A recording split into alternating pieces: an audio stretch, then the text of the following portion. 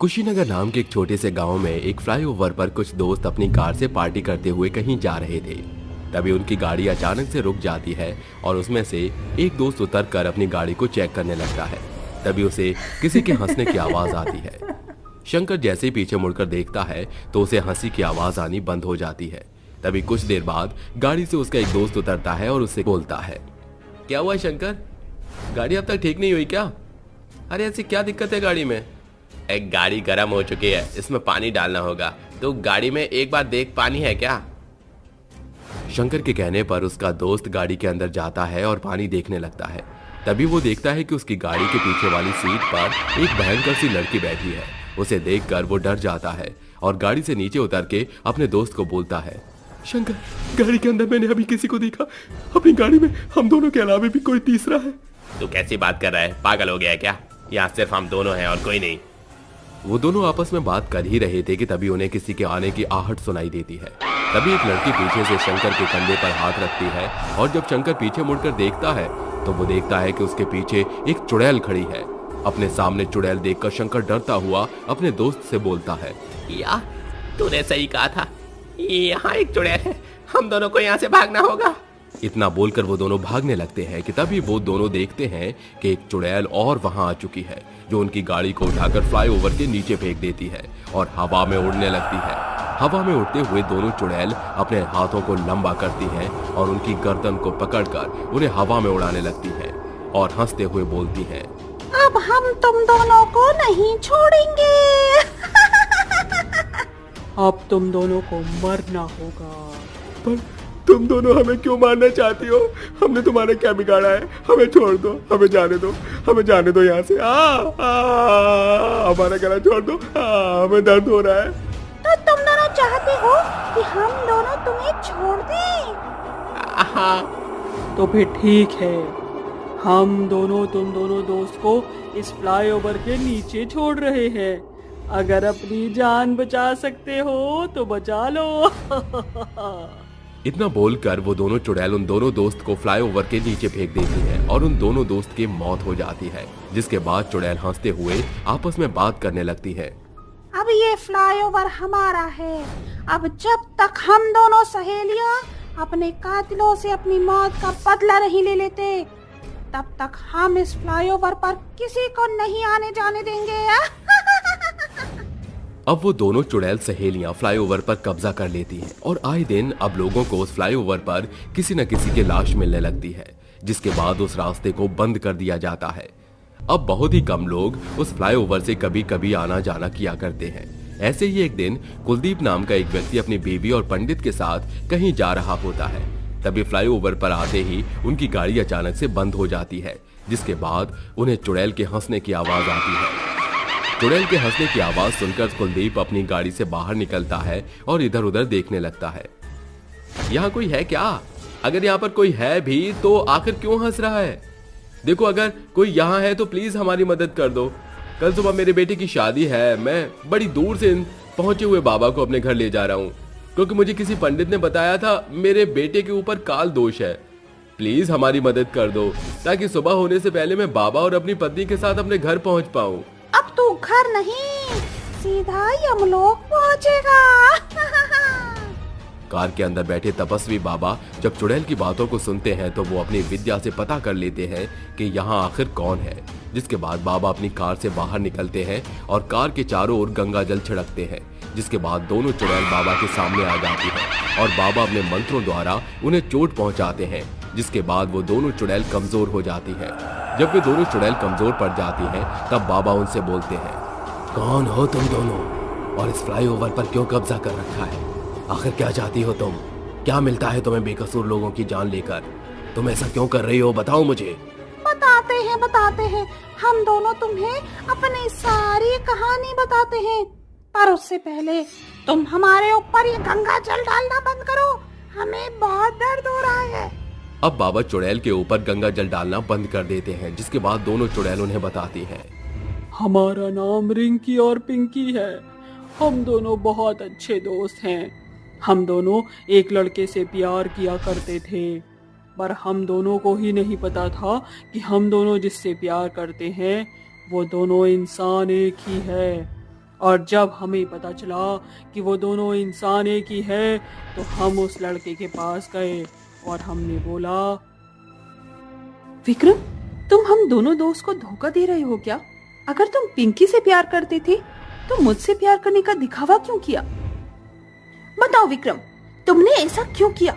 आखिर क्यों तुमने हम दोनों सहेलियों के दिल के साथ खेला?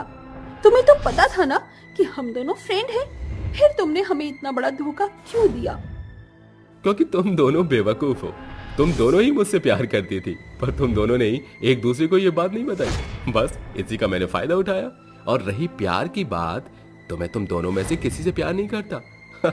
मैं तुम दोनों से बस प्यार करने का नाटक कर रहा था, टाइम पास के लिए, समझी?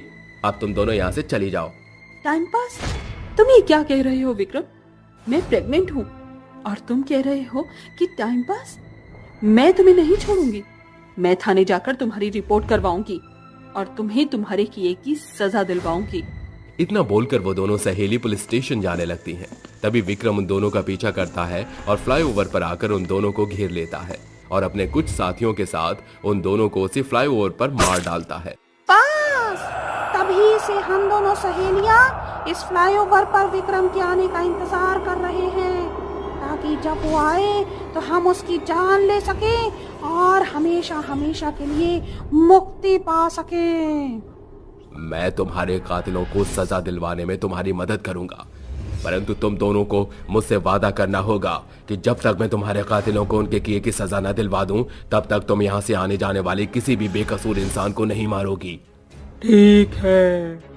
अब दोनों चुड़ैल उन तीनों को वहां से जाने देती हैं, जिसके बाद बाबा अपने मंदिर में जाकर पूजा करते हैं और विक्रम के बारे में पता लग जाता है। पता लगने के बाद बाबा विक्रम को उसी फ्लाईओवर पर बहला फुसला कर लाते हैं, जिसके बाद वो दोनों चुड़ैल विक्रम को मार डालती हैं और हमेशा हमेशा के लिए मुक्ति पाकर अपनी दुनिया में लौट जाती हैं, जिसके बाद उस फ्लाईओवर से चुड़ैलों का साया हमेशा हमेशा के लिए खत्म हो जाता है। कहाँ गए गांव वालों? बाहर निकलो, आज तुम्हारी मौत तुम्हारे सामने खड़ी है। तुम लोगों ने हमें बहुत परेशान किया था, अब देखो मैं तुम्हारा क्या हाल करती हूँ।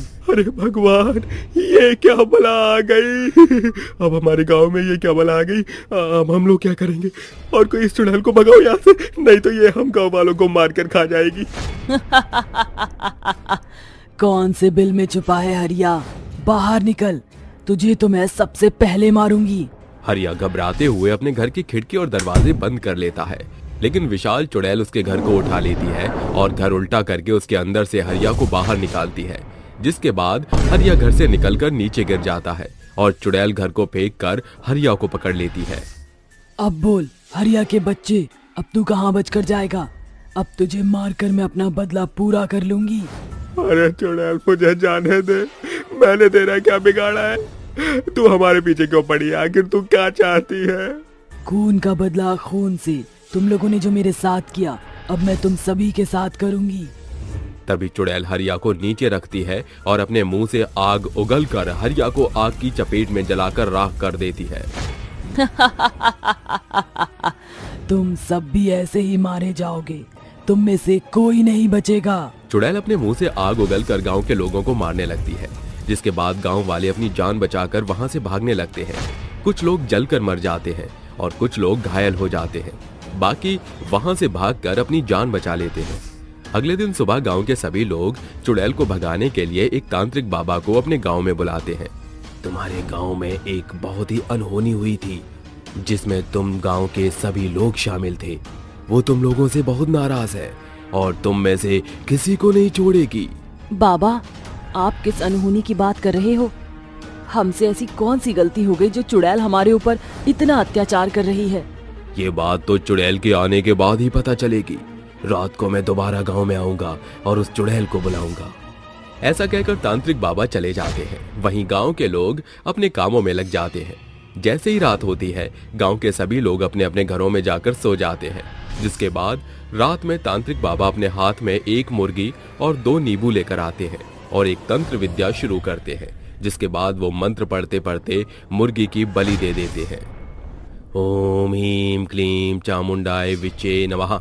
ओम ह्रीं क्लीं चामुंडाय विचे नमः। तंत्र विद्या की मदद से तांत्रिक चुड़ैल को बुला लेता है, जिसके बाद चुड़ैल गुस्से से तांत्रिक से पूछती है, क्या रे तांत्रिक, क्यों मुझे यहाँ बुलाया है? मेरे रास्ते के बीच में मत आ, नहीं तो अंजाम अच्छा नहीं होगा। सिर पर कफन बांधकर चलने वाले मौत से नहीं डरा करते। मैं बस ये जानना चाहता हूँ कि तू इन गांव वालों को क्यों मार रही है, आखिर क्या चाहती है तू? मुझे मेरी मौत और मेरे प्यार का बदला चाहिए। कैसा बदला? किस बदले की बात कर रही है तू? मेरा नाम स्वर्णा है।